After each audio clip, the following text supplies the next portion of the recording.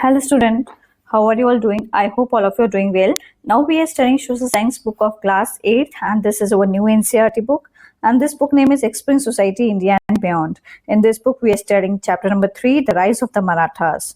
We have already completed part 1, part 2 of this chapter and this is part 3. We were discussing about Marathas administration. Okay, let us start. Military administration कैसा था मराठास का, उसके बारे में हम समझेंगे. The Maratha arm force were divided into 3 parts. जो मराठा की जो आर्म फोर्स थी, जो उसकी फोर्सेस थी, ठीक है, वो 3 पार्ट्स में डिवाइडेड थी arm force. Okay, infantry, cavalry and navy. Infantry क्या होता है? जो पैदल चलने वाले जो सोल्जर्स होते हैं उनको इन्फेंट्री बोला जाता है. और कैवलरी क्या होता है? जो घुड़सवार, घोड़े पे सवार होके जो लोग सोल्जर्स होते हैं उनको हम कहते हैं कैवलरी. ओके, नेवी मींस क्या होता था? जो पानी में लड़ाइयां लड़ते थे. ठीक है, पानी की फोर्स को नेवी बोला गया यहाँ पे. The cavalry was made up of 2 types of soldiers. और जो कैवलरी थी उसमें 2 तरीके के सोल्जर्स हुआ करते थे. द बार्गीज हुआ करते थे और एक शील्डार्स हुआ करते थे. बार्गीज कौन होते थे? बार्गीज वो होते थे whose horse and equipments were paid for the state. जो बार्गीज होते थे उनके पास घोड़े होते थे और औजार होते थे और जिनका जो पूरा खर्चा है वेपन्स का पूरा पेड कौन करता था? इसको स्टेट पे करती थी. इसका पैसा जो है वो स्टेट देती थी. Okay, and the shiledars whose horses and equipment were paid for the soldiers themselves. और जो शील्डार्स होते थे उनके हॉर्सेस जो होते थे और उनके पास जो इक्विपमेंट था वो जो पेड किया जाता था उनको, वो सोल्जर्स के द्वारा किया जाता था. ओके, इसका जो खर्चा है वो स्टेट नहीं देती थी. In the 18th century, the Marathas also noticed the superiority of European style of disciplined troops and artillery, and they tried to raise and recruit such troops. 18th century का जो टाइम पीरियड था, 18th century को हम क्या बोलेंगे? कौन सा time period रहेगा? जो हमारा 1700 से लेके 1799 तक का टाइम पीरियड रहेगा, उसको हम 18th सेंचुरी बोलेंगे. मराठास ने देखा कि जो सुपीरियरिटी देखी उन्होंने यूरोपियन स्टाइल डिसिप्लिन, मतलब किस तरीके से जो यूरोप के जो लोग थे वो किस तरीके से अपने सोल्जर्स को मेंटेन करते थे, किस तरीके की उनकी फोर्स हुआ करती थी और किस तरीके से उनके पास वेपन्स हुआ करते थे. तो ये सारी चीजें क्या की मराठास ने देखी यूरोपियंस की.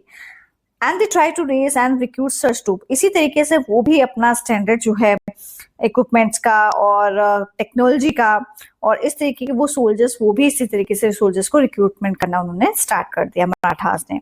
इन particularly Mahadji Shinde had a large European style army.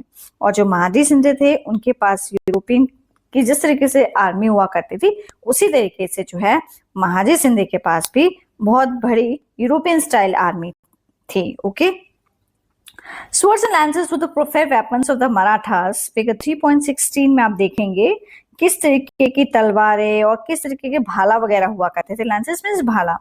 और ये औजार होते थे, ये वेपन्स होते थे किनके? मराठा लोगों के, जिसको कि फिगर 3.16 में शो किया गया. मैं अभी आपको दिखाऊंगी. Okay, how they also used guns in sizeable numbers. वो लोग बंदूकों का भी बहुत ज्यादा इस्तेमाल करते थे. उनके पास बंदूक जो थी वो काफी ज्यादा मात्रा में थी. Rockets were used in military campaigns from the days of Shivaji himself.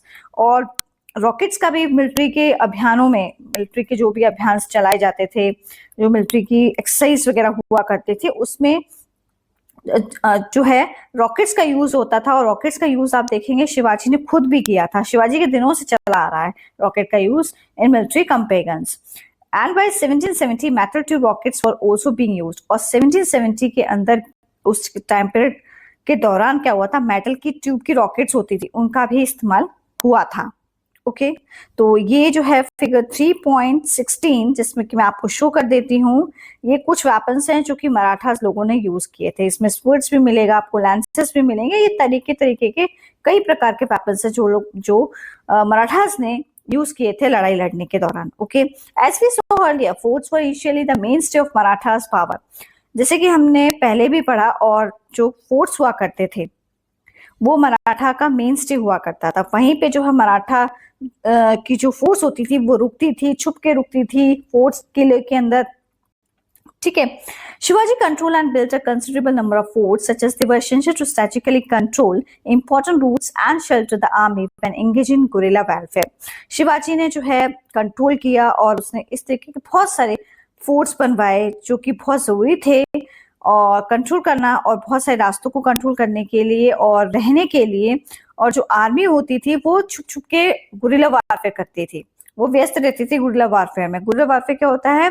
जो व्यक्ति जिसको उस पर्टिकुलर एरिया की, उसके लैंड एरिया की पूरी अच्छी तरीके से उसको नॉलेज होती थी और उसको ये भी पता था कि कैसे छुप के जो है निशाना मारना है, जो हमारे जो भी वहां पे सोल्जर्स हैं, तो किस तरीके से जो है छुप के वार करना जो है उसी को हम गुरिल्ला वारफेयर कहते हैं। ओके।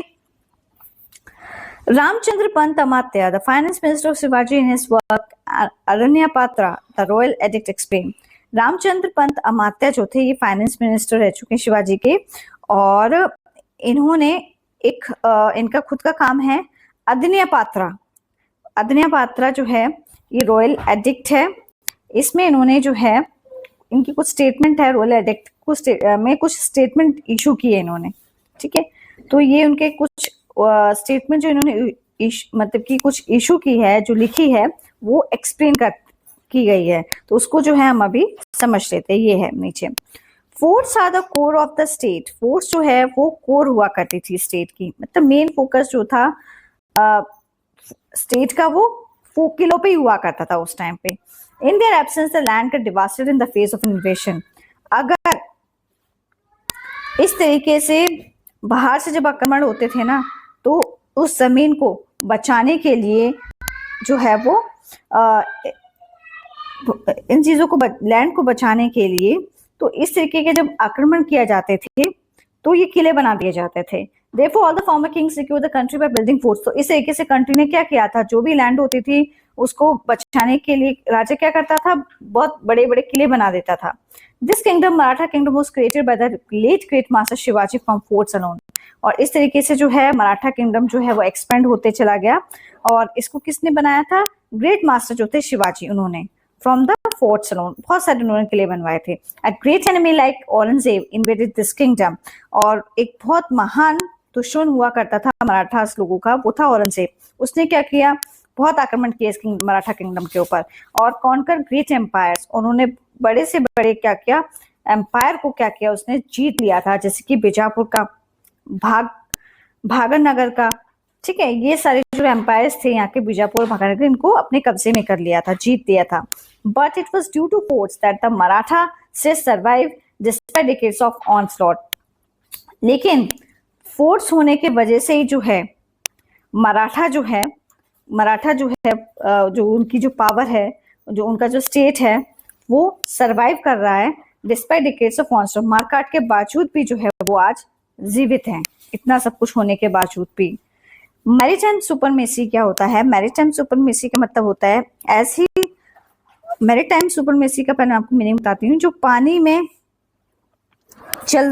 पानी में जिस तरीके से क्या चल रहा है उसको मैरीटाइम सुपरमेसी कहते हैं। As we saw Shivaji created a navy to secure the west coast. जैसे कि हम जानते हैं शिवाजी ने जो है अपनी नेवी की फोर्स तैयार की थी, और फोर्स जो तैयार की थी उसको बोला था कि तुम जो वेस्ट कोस्ट वाला एरिया है उसको आप क्या करेंगे, सिक्योर करेंगे, वहां पे कोई भी इन्वेजन नहीं होना चाहिए।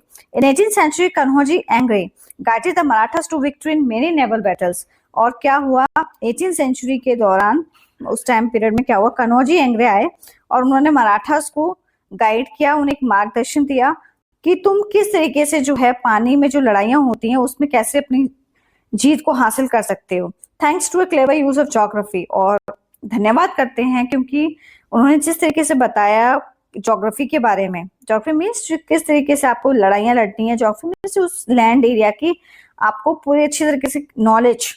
Can battle techniques, battle techniques का मतलब वो दिमाग लगा के किस तरीके से आपको स्ट्रेटेजी लगा का यूज करना है, इन मतलब इस तरीके से अपनी जीत हासिल करने के लिए। Okay, despite the Maratha ships not being as a technology advance, मतलब जो मराठा के शिप्स थे उसमें जो फोर्स लगी हुई थी नेवी की, तो वो किस तरीके से जीत सकती थी। ठीक है, तो जो मराठा के शिप्स थे वो इतने ज्यादा टेक्नोलॉजिकली एडवांस नहीं थे जिस तरीके से यूरोपियन वंस के।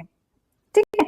यूरोपियंस के जो यूरोपियन कंट्री के जो लोग थे उनके जो शिप्स वगैरह थे, उनको वहाँ उनकी जो नेवी थी वो बहुत ज्यादा टेक्नोलॉजिकल एडवांस, लेकिन हमारे जो मराठा किंगडम था उसकी टेक्नोलॉजी जो है वो इतनी एडवांस नहीं थी।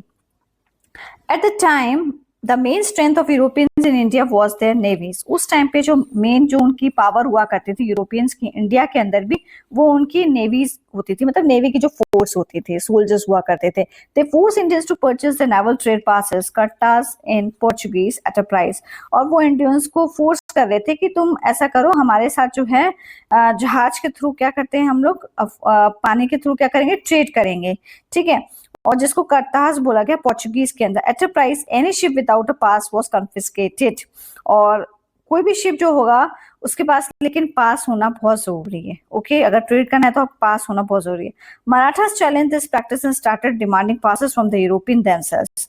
तो पहले क्या हुआ, यूरोपियंस इंडियंस लोगों से कह रहे थे, फिर मराठास ने क्या क्या चुनौती दी यूरोपियंस को कि तुम लोग को अगर ट्रेड करना है तो तुम्हारे पास पासेस होने चाहिए।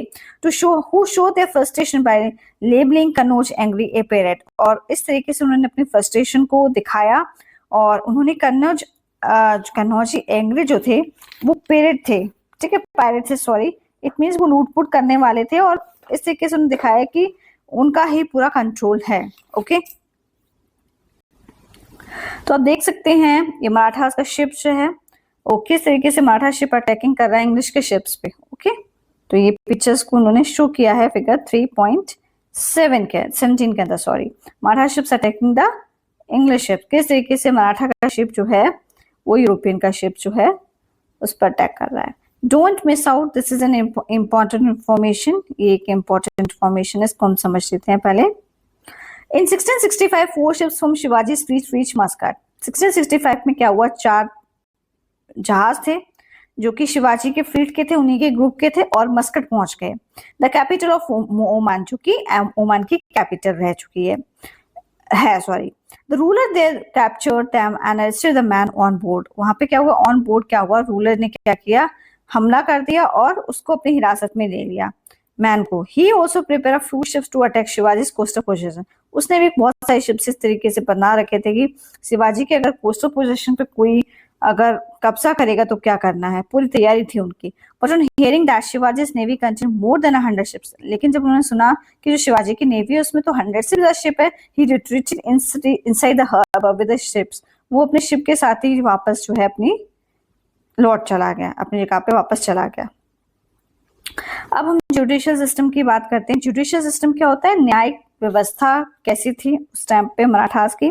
The Marathas had an efficient judicial system. Marathas का जो है बहुत ही प्रभावकारी न्यायकारी जो व्यवस्था हुआ करती थी, ठीक है, न्याय व्यवस्था उनकी बहुत ज्यादा प्रभावकारी थी। Remarkable for its moderation in its using capital punishment. और उन्होंने बहुत ज्यादा बदलाव भी लेके आए थे। कैपिटल पनिशमेंट जो है वो बिल्कुल ही नहीं थी, ठीक है, जो उसमें बहुत बड़ा बदलाव किया था। द डेथ पेनल्टी की तो बात ही नहीं थी उस टाइम पे। The panchayat not to be confuse with the current day panchayat और गवर्नमेंट बॉडी। इसमें बोला कि जो पंचायत थी, जिस तरीके से आप देखें करंट डे जो हमारी पंचायत है, अभी जो हमारी पंचायत है गवर्नमेंट बॉडी है, तो इस तरीके से पंचायत नहीं होती थी। वो जो लोकल गैदरिंग ऑफिशियल्स हुआ करते थे, कुछ इंपॉर्टेंट मैन हुआ करते थे, and the main body that delivering justice. और यही बॉडी जो है आपस में मिलजुल के क्या करती थी, न्याय देती थी लोगों को। An appeal could be made to a Maratha chief in case of an unsatisfactory.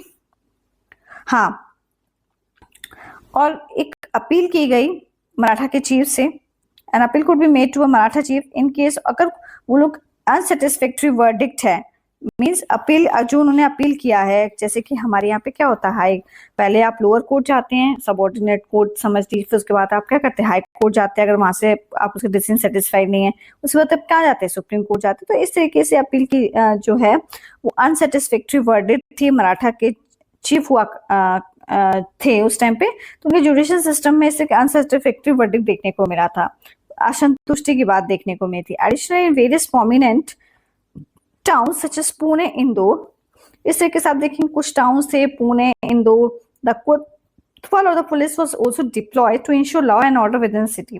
तो जो जैसे कि सिटी पुणे हो गई, इंदौर हो गई, वहां पे कोतवाल या फिर पुलिस को बोला गया कि आपको क्या करना है, लॉ और ऑर्डर जो है पूरे देश में और पूरी सिटी के अंदर जो है बना के रखना है। ओके, ट्रेड नेटवर्क कैसा था? Shivaji encourage trade and actively participate in maritime foreign trade himself. Shivaji जो है उन्होंने व्यापार को बहुत ज्यादा बढ़ावा दिया और खुद भी उन्होंने कई बार मैरीटाइम फॉरेन ट्रेड में अपने आप पे वो इन्वॉल्व रहे।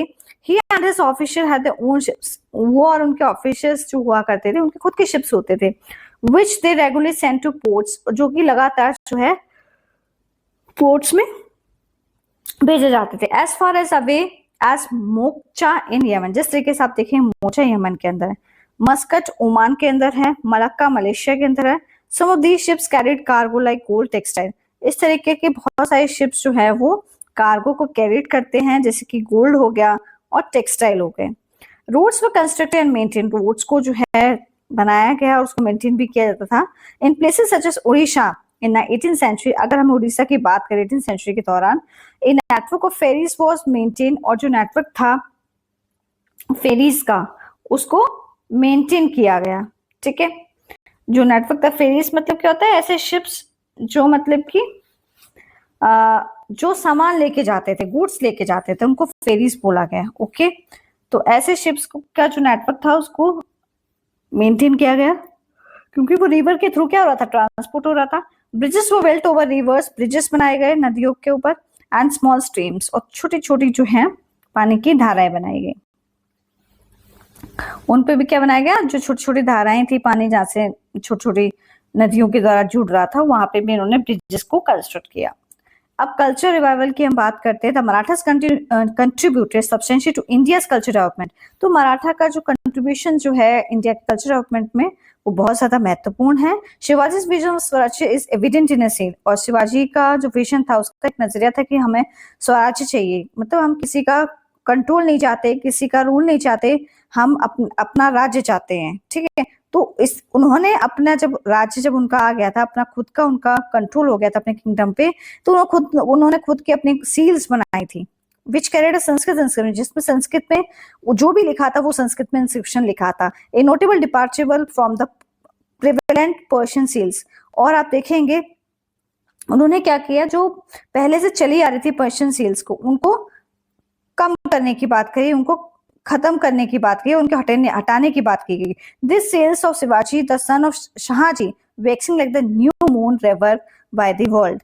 तो इस तरीके की जो सील हुआ करती शिवाजी की, और जो उसका बेटा था Shahji, waxing like the new moon, इस तरीके से वैक्स की गई थी जैसे कि नया मून नहीं होता उस तरीके से, रेवर बाय द वर्ल्ड, पूरे दुनिया में जो है एक चमक सी हो गई थी। Reins for the welfare of, और ये किसके लिए किया गया था? लोगों की भलाई के लिए बनाई गई थी। ओके, ये आप देख भी सकते हैं किस तरीके से शिवाजी की शील्ड को यहाँ पे शो किया गया, और इसमें संस्कृत में इंस्क्रिप्शन भी लिखा हुआ है। Okay, that is given in figure 3.18। Okay, Shivaji also commissioned a treatise called राज्य व्यवहारा। शिवाजी जो है उन्होंने एक treatise की जिसको बोला गया Rajya Vyavahara Kosha with aim of promoting the Marathi language. मतलब उनका मकसद ये था कि हमें जो मराठी भाषा है ना उसको ज्यादा से ज्यादा क्या है उसका प्रचार प्रसार करना है। Okay, it provides Sanskrit equivalents for the prevalent Persian words used in diplomatic exchange, as a result of which the percentage of foreign loan words in Maratha diplomacy decreased considerably। और आप देखेंगे किस तरीके से जो है मराठा की, मतलब इसमें ये बोला है कि जिस तरीके से आप देखेंगे पर्शियन की जो लैंग्वेज यूज की जा रही थी उसका कम यूज होने लग गया डिप्लोमेटिक एक्सचेंज के अंदर, और मराठा की डिप्लोमेसी जो है वहां पे देखने को मिली। Okay, Shivaji was a devout Hindu who respected other regions while upholding his own। Shivaji जो है वो बहुत बड़े भक्त थे हिंदुओं के, हिंदू धर्म के बहुत बड़े भक्त थे, और उन्होंने धर्मों को बहुत ज्यादा रिस्पेक्ट की उनकी, और धर्म के जो रूल्स वगैरह होते थे उनको भी एक्सेप्ट किया, उनको माना, उनको फॉलो किया। His saffron color flag was adopted by all the Marathas। उनका जो एक सैफरन कलर का फ्लैग हुआ था उसको भी मराठास ने अपना लिया था। ठीक है, He rebuilt discredited temples। उन्होंने जितने भी टेम्पल्स टूटे फूटे थे जहाँ पे भी मरम्मत की जरूरत थी वहां पे उन्होंने द्वारा काम करवाया। प्रोमोटेड संस्कृत और मराठी लिटरेचर, और उन्होंने संस्कृत और मराठी लिटरेचर का जो है उसको और आगे ले जाने की बात कही। रिलीजियस इंस्टीट्यूशनल ट्रेडिशनल आर्ट्स, और बहुत सारे धार्मिक जो है इंस्टीट्यूशन बनाए गए और बहुत सारी इस तरीके से कलाकृतियां देखने को मिली। जो पारंपरिक कलाकृति थी उनको भी दिखाया गया। But perhaps he contributed most of the revival of ancient Indian culture and values by giving people a demonstration that mighty kingdoms and empires could be defeated. लेकिन आप देखेंगे फिर उन्होंने जो है बात करी, जो पुराना जो कल्चर था, वैल्यूज था, तो उसको द्वारा से लाने की बात कही, और बहुत सारे किंगडम्स और एम्पायर्स जो थे वुड बी डिफीटेड, हार चुके थे, तो मराठास ने उसको मेंटेन किया। The mighty Maratha women, okay, इसमें जो है मराठा वुमेन के बारे में बात करेंगे। मराठा वुमेन कौन कौन है? ताराबाई और अहिल्याबाई होलकर। ताराबाई जो है ये बहुत ज्यादा निडर मराठा वॉरियर क्वीन थी, who rule in the early 18th century. और इन्होंने जो है 18th सेंचुरी के दौरान शुरुआत में, जब 18th सेंचुरी शुरुआत हो रही थी, इट मीन 1799 से लेके जो 1850 वाला टाइम पीरियड होगा, वहां पे स्टार्टिंग में इन्होंने क्या किया था, अपना शासन चलाया था। और उस टाइम पे after the death of her husband Rajaram, और उनके जो हस्बैंड है राजाराम, उनकी मृत्यु हो चुकी थी। Realizing that with the presence of Aurangzeb and the Mughal army in the Deccan, North India was unprotected. और मुगल आर्मी जब उस टाइम पे डेक्कन में थी, तो नॉर्थ इंडिया वाला जो पार्ट जो था वो अनप्रोटेक्टेड था, ठीक है। She organized large Maratha armies and sent them to invade Mughal territories in the north. और उसने बहुत बड़ी जो है मराठा की सेना बनाई, और उसको बहुत बड़ी मराठा की सेना बनाई और उसको बोला तुम जाके जो है मुगल की जो टेरिटरीज है नॉर्थ वाले एरिया में, वहां जाके आक्रमण करो। In that sense she was the architect of northward Maratha expansion. इस तरीके से उसने क्या किया, जो नॉर्थवर्ड वाला एरिया था, टेरिटरीज थी मुगल की, उसको भी अपने कब्जे में कर लिया और अपना मराठा का एम्पायर जो है और बड़ा बना कर लिया। Her sense of military strategy and her tenacity outsmarted the Mughal Empire and preserved Maratha independence during a critical period. और उसने अपनी मिलिट्री स्ट्रेटेजी का बहुत अच्छे से इस्तेमाल किया, प्लानिंग की, बहुत अच्छे तरीके से टेक्निक्स का यूज करके, दिमाग का यूज करके जो है मुगल एम्पायर की जो टेनेसिटी थी उसको खत्म कर दिया। और अब जो मराठास थे उन्होंने अपनी इंडिपेंडेंस जो है उसको संरक्षित किया ऐसे क्रिटिकल पीरियड के दौरान भी। Ahilyabai Holkar was a scion of the Holkar dynasty, one of the chief families instrumental for the Maratha expansion in North India. Ahilyabai Holkar जो थी वो सियोन थी होलकर डायनेस्टी की, और one of the chief families instrumental for the Maratha expansion north India. तो ये ऐसी अहिल्याबाई होलकर जो थी, उन्होंने अपना मराठा का जो एक्सपेंशन था नॉर्थ इंडिया में भी बढ़ा लिया था उन्होंने, जब 18th सेंचुरी का टाइम पीरियड चला था। उस टाइम पे अहिल्याबाई होलकर ने भी जो है नॉर्थ में एक्सपेंशन किया था। In 18th century this dynasty rule a kingdom of considerable extent in central India. और 18th सेंचुरी की शुरुआत में इस डायनेस्टी ने क्या किया, जो सेंट्रल इंडिया वाला जो पार्ट था वहां पे भी अपना एरिया जो है, वहां का जो एरिया था उसको भी अपने कब्जे में कर लिया था। और जो सेंट्रल इंडिया वाला एरिया उसको प्रेजेंट इंदौर वाला एरिया बोला जाता है। Even after losing her husband and son, उन्होंने अपने बेटे को भी खो दिया था और अपने बच्चे को भी खो दिया था। She bravely govern the state for 30 years। तब भी उन्होंने क्या किया, 30 years तक जो है स्टेट को गवर्न किया था, शासन किया था स्टेट के अंदर। एडमिनिस्ट्रिंग इट वाइजली, उसका जो प्रशासन था उसको बहुत वाइजली तरीके से जो है चलाया था। While caring for the common people, और जो नॉर्मल लोग हुआ करते थे, वहां के जो लोग हुआ थे, उनकी बहुत अच्छे से देखभाल की, उनके लिए भी बहुत कुछ किया। Ahilyabai was a devout person who built and restored hundreds of temples, ghats, wells, and roads throughout India, from Kedarnath in the north to Rameshwaram in the south. Ahilyabai Holkar जो है वो बहुत ज्यादा डिवोटी पर्सन थी, बहुत ज्यादा मतलब कि भक्ति में बहुत ज्यादा लीन थी वो। उन्हें भक्ति करना बहुत अच्छा लगता था, तो उन्होंने क्या किया, बहुत सारे जो है टेम्पल्स बनवाए और घाट्स भी बनवाए, वेल्स भी बनवाए और रोड्स भी बनवाए पूरे इंडिया के अंदर, जो कि केदारनाथ से लेके नॉर्थ में है केदारनाथ टू रामेश्वरम साउथ तक, वहां पर उन्होंने क्या किया, रोड्स बनवाए थे। ओके, फिगर 3.20 में आप देख सकते हैं ये एक पोस्टेज का स्टैंप है जो कि कमेमोरेटिंग अहिल्याबाई होलकर की याद में जो है इस सिक्के का जो स्टैंप जो है वो तैयार किया गया था। Okay,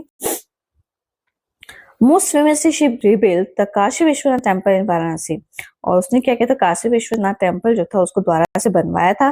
that has been destroyed by Aurangzeb, जिसको औरंगजेब ने बिल्कुल नष्ट कर दिया था। And the Somnath temple in Gujarat that has been destroyed by Mahmud of Ghazni, और सोमनाथ टेम्पल जो गुजरात के अंदर है, उसको महमूद ऑफ गजनी ने भी उसको डिस्ट्रॉय कर दिया था, उसको नए तरीके से बहुत अच्छे से उसको इसने बनवाने का काम किया था अहिल्याबाई होलकर ने। Ahilyabai Holkar is also credited with promoting the Maheshwar weaving industry in Madhya Pradesh. Ahilyabai Holkar ने जो क्या किया था, एक वीविंग की इंडस्ट्री जो थी उसको भी उसमें जो है उसको बढ़ावा दिया था, उसको प्रमोट किया था मध्य प्रदेश के अंदर। रिवाइटलाइजिंग ट्रेडिशनल हैंडलूम क्राफ्ट, उसको द्वारा से लेके आए थे ट्रेडिशनल हैंडलूम क्राफ्ट्स को, that continue to thrive today, जो कि आज बहुत ज्यादा फल फूल गया है। ओके, डोंट मिस आउट, ये एक इंपॉर्टेंट इंफॉर्मेशन, इसको देख लेते हैं हम लोग। द मोदी स्क्रिप्ट, जो मोदी की स्क्रिप्ट थी वो कर्सिव फॉर्म मानी जाती है देवनागरी की, वो मेन स्क्रिप्ट, उसको एक मेन स्क्रिप्ट के तौर पे माना जाता है, जिसको यूज किया था मराठास ने फॉर देयर करस्पॉन्डेंस के लिए। ओके, फिगर 3.21 में आप देखिए एक सैंपल जो है ये छत्रपति शाहू जी महाराज की राइटिंग का दिया गया है, जो कि मोदी की स्क्रिप्ट में है। Okay, Shivaji's example continued to inspire his successors. Shivaji ने जिस तरीके से अपने उदाहरण पेश किए, जिस तरीके से उन्होंने एरिया को अपने कब्जे में किया, और वो कहीं ना कहीं जो है लोगों के लिए क्या रहा, बहुत ज्यादा इंस्पिरेशन का काम किया शिवाजी ने। ठीक है, और जो उसके सक्सेसर हुआ करते थे वो भी उससे बहुत ज्यादा इंस्पायर हुए थे शिवाजी से, जो शिवाजी ने जो काम किए थे। फॉर इंस्टेंस जो युद्ध लड़े थे, ठीक है, for instance the Bhosles of Nagpur emerge as enthusiastic support of local culture and traditions.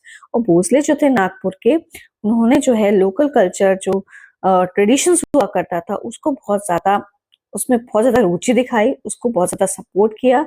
The worship of the deity Jagannath at Puri in Orissa, और एक जगन्नाथ भगवान है जो कि पुरी के अंदर है, उनकी भी पूजा की उड़ीसा के अंदर, which was offer interrupted during the Mughal rule. और जब मुगल का रूल था तो उसमें बहुत ज्यादा दिक्कतें आई थी। Was revive with the support of Marathas, फिर से उसको क्या किया मराठास ने, उसको द्वारा से उसको क्या किया, रिवाइव किया। But perhaps the most impressive contribution came from a few remarkable Maratha women, और इस तरीके से बहुत सारे कुछ ऐसी important remarkable women Maratha women रही जिन्होंने बहुत अच्छा काम किया है। Let us hear about two of them, जिसके और two of them के बारे में हमने अभी पढ़ा, जैसे कि Tarabai and Ahilyabai Holkar. Okay, in focus Thanjavur, Thanjavur के बारे में अभी हम समझने वाले हैं। थांजावुर कहाँ है? थांजावुर जो है ये प्रेजेंट डे जो है इस एरिया को तमिलनाडु में देखा जाता है। लेट अस टर्न साउथवर्ड, अब जो है हम साउथवर्ड वाले डायरेक्शन की तरफ आ रहे हैं, साउथ वाले पार्ट की तरफ आ रहे हैं। साउथवर्ड में मराठा एक्सपेंशन क्या रहा था? Let us turn southward to witness another example of culture contribution. तो इस तरीके से जो है साउथवर्ड में जैसे उन्होंने एक्सपेंशन किया, तो ये क्या था? कल्चर कंट्रीब्यूशन का एग्जाम्पल था। Ekoji the half brother of Shivaji, Ekoji कौन थे? हाफ ब्रदर माने जाते हैं शिवाजी के। उन्होंने क्या किया, थंजावुर वाला रीजन है उसको अपने कब्जे में कर लिया, उसको भी जीत लिया, जो कि प्रेजेंट डे तमिलनाडु में माना जाता है। In the late 17th century के दौरान, marking the beginning of Maratha rule in the area, और उन्होंने यहीं से क्या हो गया था कि मराठा का जो रूल है उसकी शुरुआत हो गई थी। The Thanjavur Maratha especially help create a syncretic culture that was rich and full of innovation. और थंजावुर में जो मराठास ने क्या किया था, साइनिक्रेटिक कल्चर लेके आए थे, जिसमें कि आप देखिए mix of different cultures, beliefs and ideas, religions, इन सब चीजों का जो है ये सब चीजें देखने को मिली थी, जिसमें कि आपको रिच और फुल ऑफ इनोवेशन, बहुत सारी नई नई चीजें देखने को मिलेंगी। They were great patrons of the arts and many of the rulers, और क्या था वो इनोवेशन, उन्होंने आर्ट्स में भी काम किया था, और बहुत सारे रूलर्स थे जो कि पोएट्स भी थे, उसमें ड्रामेटिस्ट भी थे। ओके, फिगर 3.22 हम लोग देख लेते हैं। ये ट्रेडिशन थंजावुर स्टाइल पेंटिंग यहाँ पे शो की गई है, जो कि फीचर किसको कर रही है? डेलिकेट गोल्ड फॉइल वर्क, जो कि लैंड कर रही है, रिच रेडियंस अपीयरेंस को दिखा रही है, और ये स्टाइल फ्लोरिश हो रहा है अंडर द पैटर्नज ऑफ मराठास के पैटर्नज में। Okay, let's explore. Have you heard of the dance form Bharatanatyam? क्या कभी आपने डांस फॉर्म भरतनाट्यम के बारे में सुना है? और ऑफ कोर्स सुना होगा। Did you know that this dance form has a deep connection with the Marathas? क्या आप जानते हैं कि जो भरतनाट्यम डांस है उसमें जो मराठास लोग थे उनको बहुत ज्यादा रुचि थी, can you find out what this connection was? तो क्या कनेक्शन था, इसको अब हम समझेंगे। Of all the Thanjavur Maratha rulers, जितने भी थंजावुर के मराठास के रूलर्स थे ना, the contribution of Serfoji second are the most notable. Thanjavur में एक मराठा के रूलर्स रहे थे सरफोजी सेकंड, उन्होंने जो योगदान दिया है वो बहुत ज्यादा सराहनीय है। He was well versed in many Indian and European languages, और उन्हें बहुत अच्छे से जो है इंडियन और यूरोपियन लैंग्वेज का बहुत अच्छे से उन्हें ज्ञान था। And wrote a Marathi play name Devendra Kuravanji, उन्होंने एक मराठी में प्ले लिखा था जिसका नेम है Devendra Kuravanji, where he describe world geography in detail as it was known at the time. उस टाइम पे उन्होंने, जब देवांजी कुरवांजी जो मराठी प्ले, इसमें उन्होंने पूरी वर्ल्ड की ज्योग्राफी को बहुत अच्छे से समझाया है, समझाया था उस समय पे। Serfoji patronise many talented musicians, और सरफोजी ने क्या किया था, बहुत सारे म्यूजिशियंस को भी जो पैट्रोनाइज किया था। And it was during his time that modern Carnatic music took shape. उस टाइम पे क्या हुआ, कर्नेटिक म्यूजिक की भी शुरुआत हो रही थी। Okay, early as the early stages of famous classical dance form Bharatanatyam, और भरतनाट्यम जो हमारा क्लासिकल डांस है उसकी भी शुरुआत हो चुकी थी।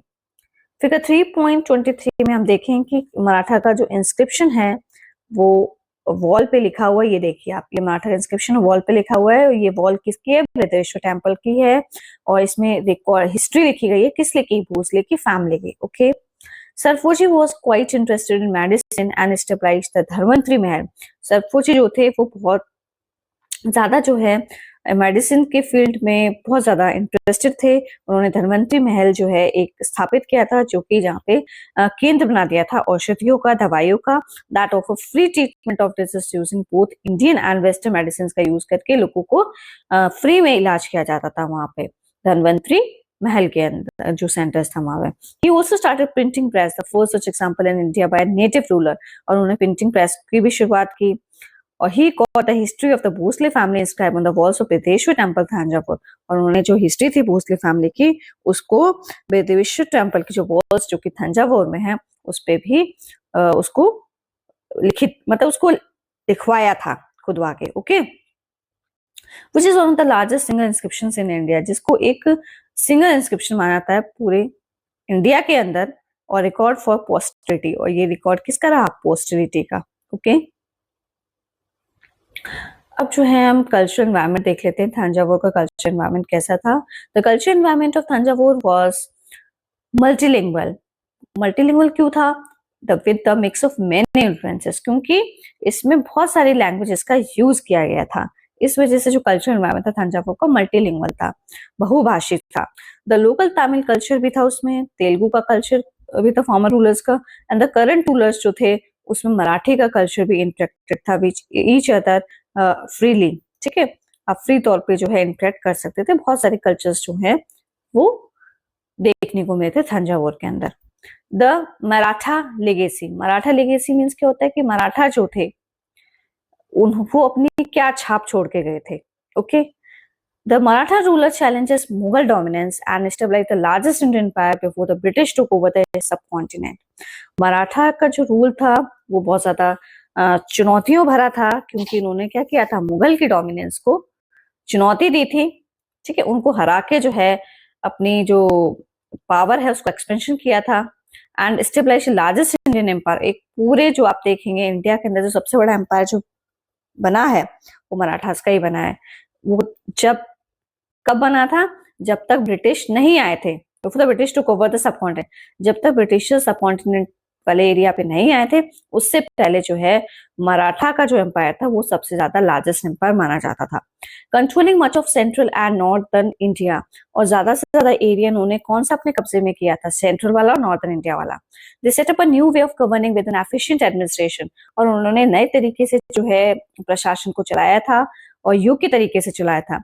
And also revive the local Hindu traditions को भी उन्होंने द्वारा से लेके आए थे।